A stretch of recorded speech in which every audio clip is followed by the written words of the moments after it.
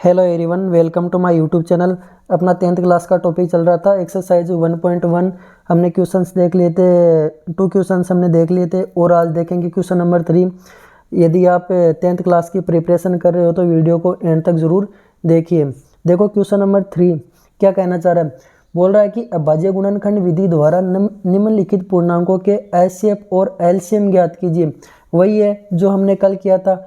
HCF और क्या ज्ञात करना है, एलसीएम ज्ञात करना है। दोनों चीज़ें देखनी है हमें। एचसीएफ वो होता है जो कॉमन हो और सबसे छोटी घात हो। एलसीएम वो होता है सबसे बड़ी घात लेनी है।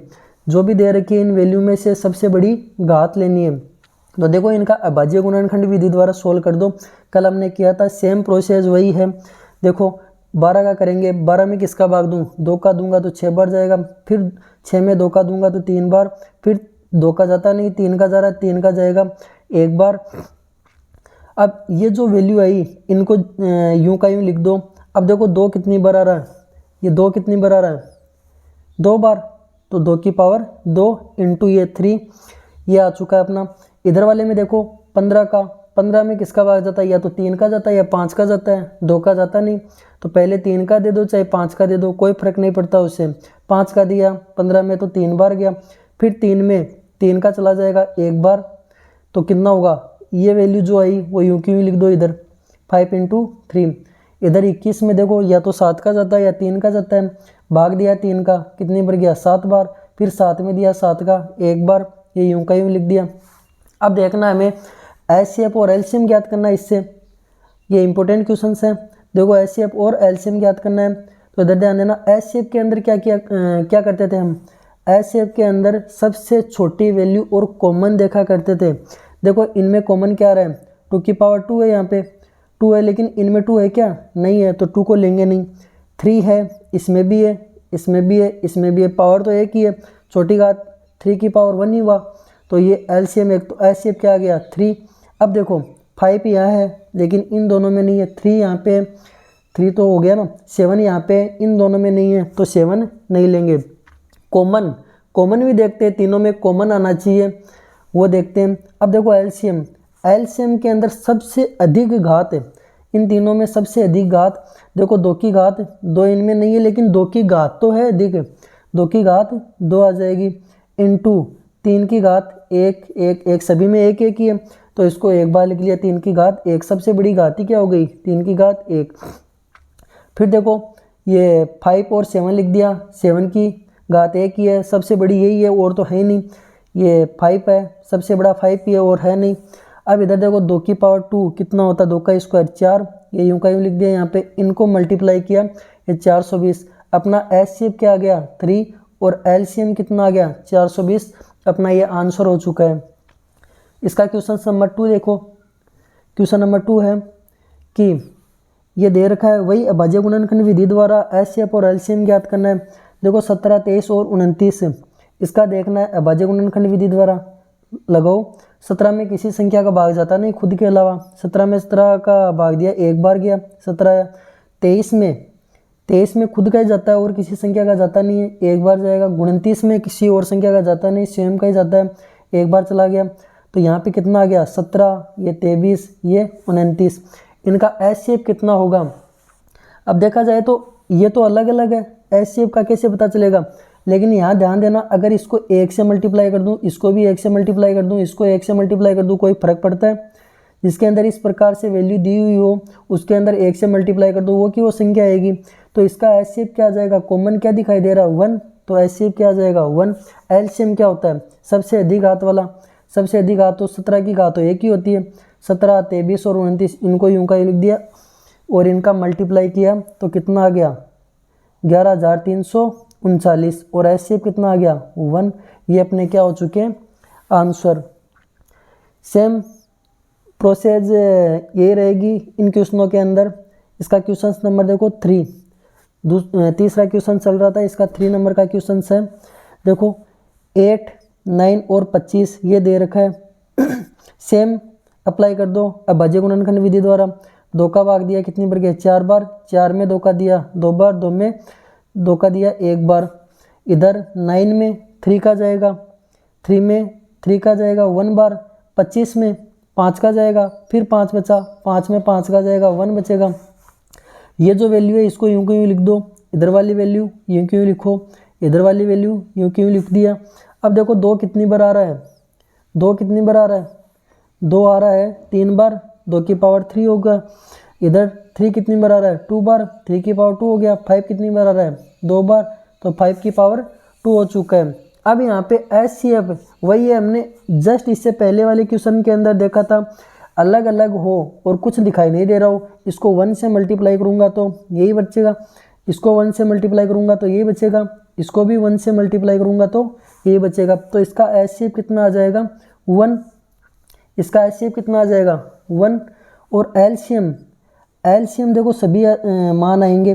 2 की पावर सबसे ज़्यादा कितनी है, 3, 2 की पावर 3 लिख दी। 3 की पावर सबसे ज़्यादा कितनी है, 2, और 5 की पावर सबसे ज़्यादा कितनी है, 2। इनको सोल्व किया, 2 की पावर 3 की वैल्यू होती है 8, 3 का स्क्वायर होता है 9 और 5 का स्क्वायर होता है 25। ये कितना आ गया, इनको गुणा करेंगे तो ये आएगा 1800।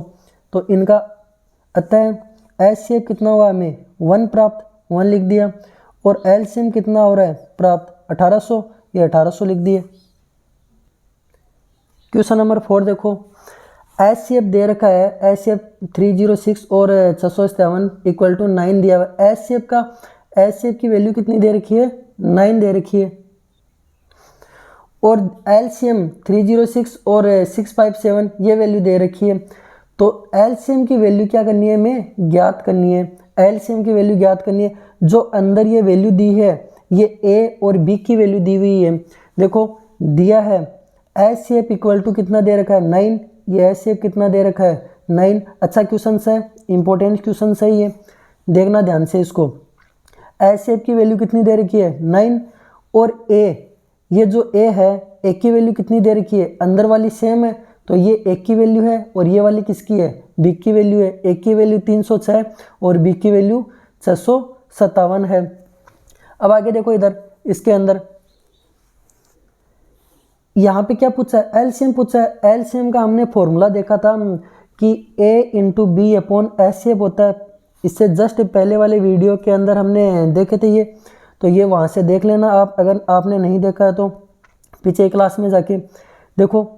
यहाँ पे एलसीएम का फॉर्मूला होता है A into B upon HCF। Just जो वैल्यू दी हुई है वो यूँ की यूँ इस फॉर्मूले में रख दो। एलसीएम इक्वल टू 306, A की जगह B की जगह 657 अपॉन 9। 9 का भाग देंगे 306 के अंदर कितनी बार जाएगा, 34 बार जाता है पूरा का पूरा। 9 का भाग देंगे 306 में 34 बार जाएगा। ये जो 34 है गुणा 657, ये यूँ का यूँ लिख दिया। इनको गुणा किया, इनको गुणा करने पर एलसीएम की वैल्यू कितनी प्राप्त हो जाएगी, 22,338। ये अपना आ जाएगा फाइनल आंसर। आगे देखो क्वेश्चन नंबर 5। क्वेश्चन नंबर 5 बोल रहा है, ज़्यादा खास तो नहीं है लेकिन देख लो एक बार, जांच कीजिए कि क्या किसी प्राकृत संख्या n के लिए संख्या 6 की पावर n अंक 0 पर समाप्त हो सकती है। तो देखो मोटे मोटे तौर पे देखा जाए तो ये कहा जा सकता है कि ये जो दी हुई है वो क्या है, प्राकृत संख्या स्मॉल n है, बिलोंग्स कर रहा है n के अंदर। मतलब जो भी ये संख्या है वो नेचुरल नंबर के अंदर प्राकृत संख्याओं के अंदर है। 1 2 3 4 जितनी भी वैल्यू है वो प्राकृत संख्याओं के अंदर बिलोंग्स कर रही है। तो कह सकते हैं 6 की पावर अंक 0 पर समाप्त होती है। मान लिया एक बार, तो चूँकि 6 की पावर n 5 से अभाज्य मतलब विभाजित होगी, 0 पर समाप्त होती है। तो देखो 6 पावर n अंक 0 पर समाप्त होता है। मान लो 30 है, 30 में भाग जाता है 6 का पूरा पूरा, तो विभाजित हो जाती है। तो ये 5 से विभाजित होगी। लेकिन 6 के अभाज्य गुणनखंड, इसके अभाज्य गुणनखंड करते हैं तो 2 इंटू 3 6 होता है की पावर n होंगे। अतः स्पष्ट है कि 6 की पावर n के अभाज्य गुणनखंड में 5 का कोई स्थान नहीं। यहाँ पे 5 आ रहा है क्या, यहाँ पे 5 आ ही नहीं रहा है। तो यहाँ पे इसके अभाज्य गुणनखंड ये विभाज्य 5 से, जब अगर वैल्यू नहीं आ रही है 5 तो 5 का भाग कहाँ से जाएगा, इसके अंदर 5 का भाग कभी भी नहीं जा सकता। अतः कह सकते हैं लैंग्वेज के अंदर स्पष्ट है कि 6 की पावर n के अभाज्य गुणनखंड में 5 का कोई स्थान नहीं है, 5 का कोई स्थान ही नहीं है। अतः 6 की पावर n का 5 गुणनखंड नहीं हो सकता। अतः 5 का गुणनखंड हो ही नहीं सकता 6e⁻n का। तो हम कह सकते हैं 6e⁻n अंक शून्य पर समाप्त हो सकती है। ये क्वेश्चन इतना खास नहीं है, ये हमने सिद्ध करके देख लिया है। अब देखते हैं इससे आगे वाला क्वेश्चन नंबर 6 क्या बोल रहा है। व्याख्या कीजिए कि 7 × 11 × 13 + 13 और ये दे रखा है 7 + 6 × 5 × 4 × 3 × 2 × 1 + 5 भाज्य संख्या है क्यों। भाज्य मतलब भाग जा रहा है, भाज्य का मतलब क्या हो गया, भाग जाएगा। इस वाली वैल्यू के अंदर देखो इसमें भी भाग जा रहा है, एक संख्या का इसमें भी जा रहा है, 13 का भाग इसमें भी जा रहा है, 13 का भाग इसमें भी जा रहा है, दोनों का भाग दोनों के अंदर भाग जा रहा है, प्लस के इधर वाली वैल्यू में भी जा रहा है, प्लस के उधर वाली वैल्यू में भी जा रहा है। तो यहाँ से पता चल रहा है 13 कॉमन ले लिया तो अंदर क्या बच गया 7 × 11 × 13 कॉमन आ गया। तो यहाँ पे क्या बचा, ये तो आ गया कॉमन, यहाँ पे क्या बच गया 13, इधर से कॉमन आया तो 1 बचा। तो कह सकते हैं प्राप्त संख्या का गुणनखंड कितना है 13। गुणनखंड का मतलब दोनों संख्याओं के अंदर 13 का भाग जा चुका है। दोनों संख्याओं के अंदर क्या हुआ है 13, यहाँ से 13 देखो कॉमन आ चुका है तो यहाँ पे 1 बच गया। तो कह सकते हैं प्राप्त संख्या का गुणनखंड कितना है 13 है। 13 का मतलब है कि दोनों में 13 का भाग जा चुका है। सेम प्रोसेस इधर है, इधर वाली वैल्यू के अंदर इधर 5 दोनों में आ रहा है तो दोनों में 5 का भाग जाएगा, 5 को कॉमन ले लिया दोनों से। तो कहा गया है कि प्राप्त संख्या का गुणनखंड 5 है। अतः हम कह सकते हैं अतः दी गई दोनों संख्याएं भाज्य संख्या होगी, क्योंकि इधर वाली में 13 का भाग जा रहा है, इधर वाली में 5 का भाग जा रहा है। तो ये दोनों संख्याएं क्या होगी अभाज्य, दोनों संख्याएं भाज्य संख्याएं होगी। बाकी के क्वेश्चंस देखेंगे नेक्स्ट वीडियो के अंदर। वीडियो कैसा लगा आपको कमेंट्स बॉक्स में लिख के ज़रूर बताइए और वीडियो को लाइक शेयर एंड सब्सक्राइब कीजिए। धन्यवाद।